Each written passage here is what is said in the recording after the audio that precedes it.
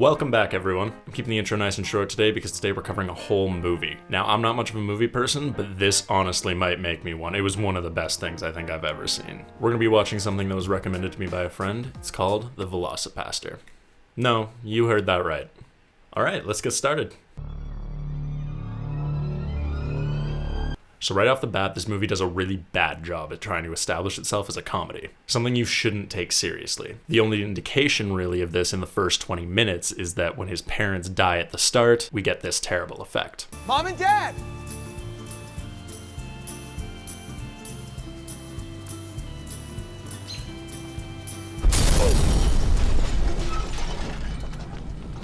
For the next 20 minutes or so, the movie takes a much more serious tone. So our main character, Pastor Doug, is grieving the death of his parents, and Pastor Stewart tells him, "Go where you think God will not follow." Where God will not follow. And then we get a painful 2-minute intro sequence. And suddenly our story begins because Doug is now wandering through the bushes of China. Almost immediately he comes across what everyone does while they're visiting China, a ninja being shot at by another ninja. I don't know about you, but all my trips to China start with me trekking through the jungle fighting off ninjas. You know, dodge a couple shurikens, it's all part of the culture. So this ninja gets shot by the other with a bow, and she gives Doug a raptor claw. We get this pathetic trip, and suddenly he wakes up at home. I was as confused as you were at this point. I didn't know if that was a dream or if he really went to China, but luckily we have Stewart to drop some fat exposition. The dream again? The pain in my hand. We find out whatever that was wasn't a dream and that he did go to China. A disease from your travels, no doubt. Something stuck on this artifact you cut your hand with. What did that Chinese say? Dragon warrior? After talking about his nightmares, Stewart gives him a really awkward hug. Bye. And then Doug just runs off screaming that he's hungry. Hungry. I need air. I have to get out.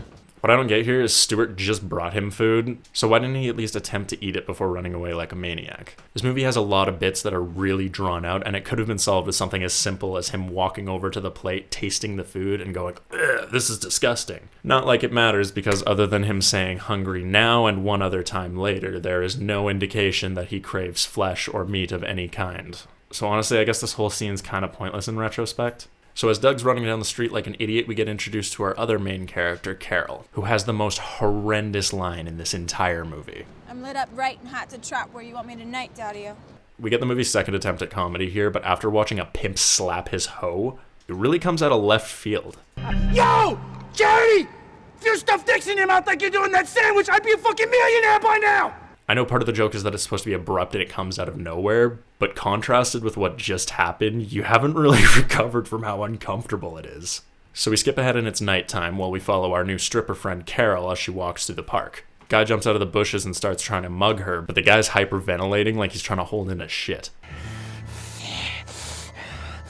He's out robbing her so he can afford toilet paper. Finally, we get to see what we've all been waiting for when the Velocipastor attacks the mugger. He takes him down to the ground as he fires several rounds back, which is weird because, I don't know a lot about guns, but why was he shooting like this? And then suddenly he's shooting like this. Maybe I shouldn't be questioning it too hard because the stripper's first decision was to whip out a cigarette. But then she drops it immediately before falling down, so what was the point? So the next scene begins back at Carol's place, and we get what is some of the best writing in the whole movie. I swear, I had to watch the movie 3 times for this, and this part got me every single time. Hello, my child. Carol, last night was amazing. Oh, I see. Let me be fair in saying that this can never happen again. So it was just a one-time thing? Yes. Honestly, it never should have happened at all. That's for sure. Oh, was it bad? Well, it was weird. Honestly, it all happened so quickly. I was very scared. I think I even peed myself. Was it your first time, too? Yeah. This right here shows that this honestly could have been a good comedy. Finally, after the miscommunication is cleared up, she tells him about what happened. This exchange begins a trend of this movie, bringing up certain discussions or plot points that could be interesting, but then never get expanded upon. That doesn't matter. I don't believe you. Dinosaurs never existed. And even if they did, I don't transform into one. I can show you the body. I think this is really cool. A man of God who's turning into a creature that's a result of evolution, something he doesn't even believe in. They could have elaborated on this dichotomy story-wise and really used it to their advantage. Very shortly after this, we get another example when Doug finds out that Carol is a hooker. Firstly, I'm a hooker and I did not want to be arrested. And secondly, you turned into a dinosaur and you ate him. You're a hooker? This is another really interesting dynamic that could have been explored. But no, this is never elaborated on in the movie beyond Stewart mentioning it once later when he's concerned about Doug. I don't think this has to be a bad thing. Touch not thy sinning hands, Stop Jezebel! it! You saved me! So she tries to convince him that his powers can be used to hurt bad people. And there's a moment here where it looks like he's actually going to do it. And I have to commend the writers here, because if he accepted it right there, I would not have been able to suspend my disbelief for this movie. I mean, as wacky as this movie is, they do a good job of leading you through the steps of accepting the situation. Luckily, we're given a better reason about 3 minutes later when he rushes off to do confessions. He immediately meets Carol's pimp there to confess, and we find out that her pimp is the one that killed his parents several months ago, which is yet another plot line that doesn't get expanded upon, because there's nothing else in the movie to imply that there was any kind of conspiracy going on. This fucking old couple, I blew up their car. Actually, it was right in front of this church. Blood everywhere, skin melting, skin boiling. Kinda gave me a hard-on, Padre. Tell me who ordered their deaths! I have no idea how far they reaches, Padre. They got their claws and everything here. I don't know nothing. You might as well just kill me now. Finally, we get our hero rising moment. Let's forget about the fact that he just murdered Carol's pimp and it's never explained what happens to the body. But he goes over to Carol's house, finally accepting what powers have been given to him, and they decide to set rules, or Like commandments, right? which is pretty cool. It seems at this point that the movie hasn't forgotten he's still a pastor. It gives some realism to his character in making it seem like he thinks he's on a mission from God. So at this point, with the dichotomy of a pastor that turns into something that's supposedly a result of evolution, his religious background clashing with Carol's choice of profession, and now a conspiracy behind his parents' death, everything seems like it's getting set up to be a pretty decent superhero movie. So of course we get a training montage as they fall in love.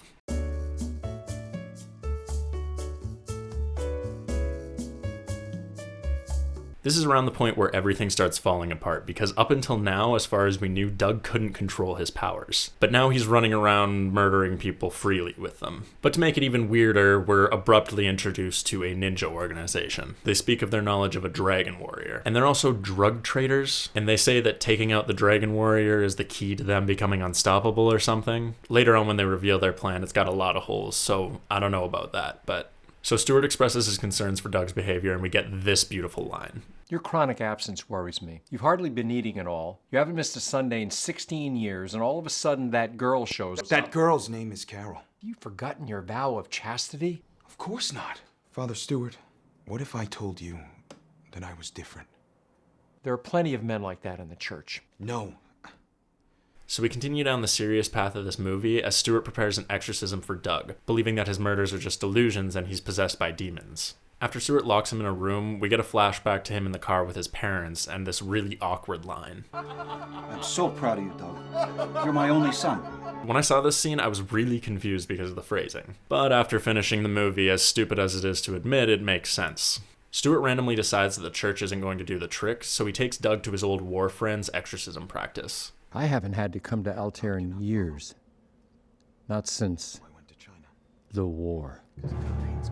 We get an extremely long wartime flashback of Stewart's, only put there to build familiarity with his character, and we don't actually get any background about Altair, the guy they're there to see. The whole thing looks like it was filmed as a YouTube skit, right down to the punchlines. But then you look at him square in the face, and you smile like I do. Like this. Ollie! Ollie! Ollie! James! Adeline! Adeline! James!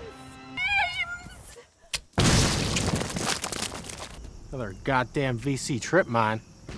I don't think we can do anything for her now. She's too far gone. What do you think she was doing in the forest?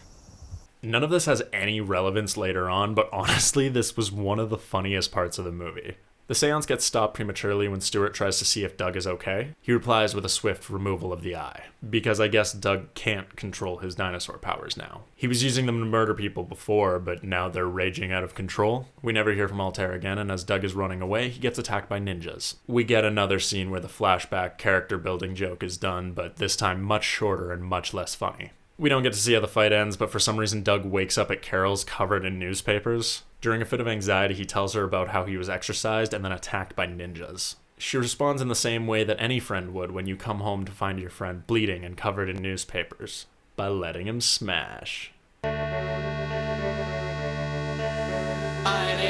The worst part is that the sex scene montage lasts 3.5 minutes. Must have been some really good sex too, because when they wake up, suddenly both of them know how to kung fu fight. Talk about sex education. That's horrible.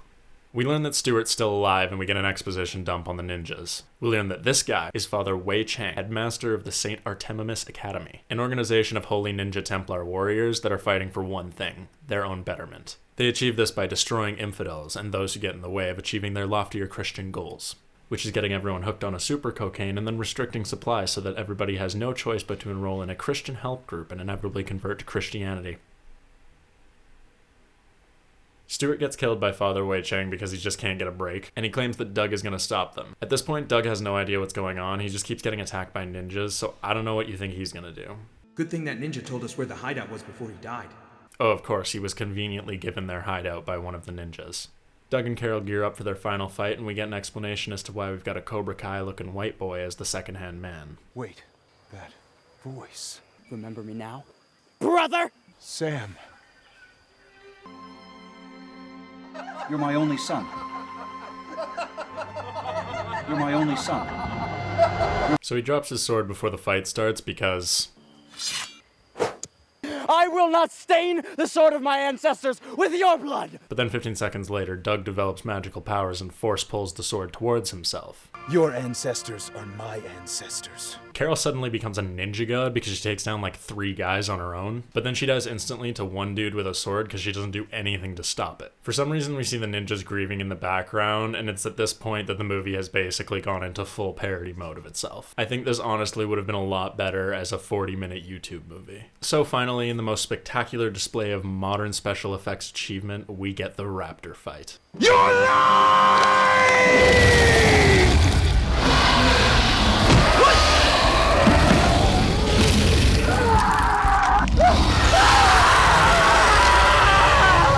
At one point he just falls over, and so another guy does as well.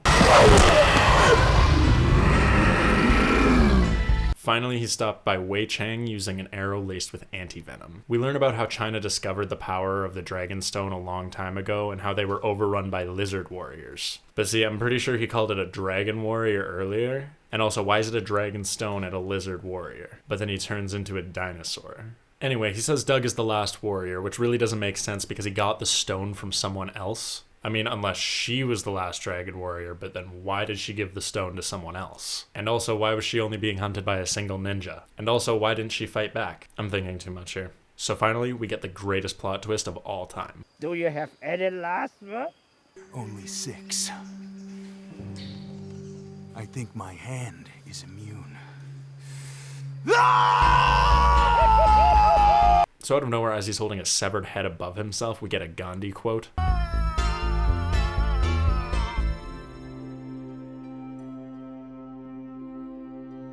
Suddenly he remembers Carol exists, and we cut to a hospital where he's talking to a doctor. He tells him that she's completely fine. Carol's wounds are healing up faster than we first thought. He goes in there and asks her if she's fine. You're fine. And she says, I'm fine. And then she says again, I'm fine. But honestly, who knows? Oh, no. I had my doubts before, but we're good now. So we finally get our end scene, and Carol explains that Doug has a $1 billion bounty on his head. There's a $1 billion bounty on your head, Doug Jones. For what? Taking out a drug-dealing cult of ninja Templar warriors bent on taking over the world? What is bad about that? They wanted to convert everyone to Christianity. Imagine everyone gathering in churches on Sunday. We can't do that right now. We're supposed to be practicing safe social distancing. Unless she's talking about all the other people he killed. Overall, it really seems like this movie wasn't really sure if it wanted to take itself seriously. The intro comes in strong, showing over-the-top stuff for the VFX with the car, but then there's a long period where it really tries to tell an engaging story. During these parts, even the jokes seem natural. What if I told you that I was different? There are plenty of men like that in the church. No. but towards the end they throw it all away with absolutely nowhere to go plot-wise. Like, if you didn't have a payoff, don't make me sit through multiple montages and so many drawn-out scenes. And then there was the 5-minute flashback that had absolutely nothing to do with the rest of the film. I think the worst part about this thing is I would still totally recommend this to someone.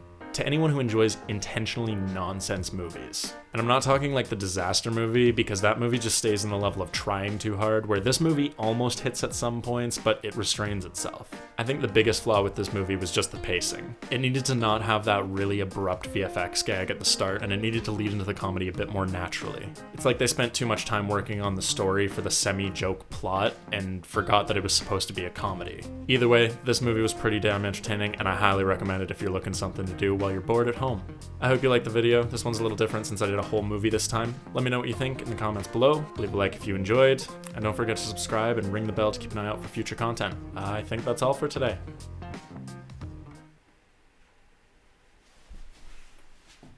I still don't have an outro. Touch not thy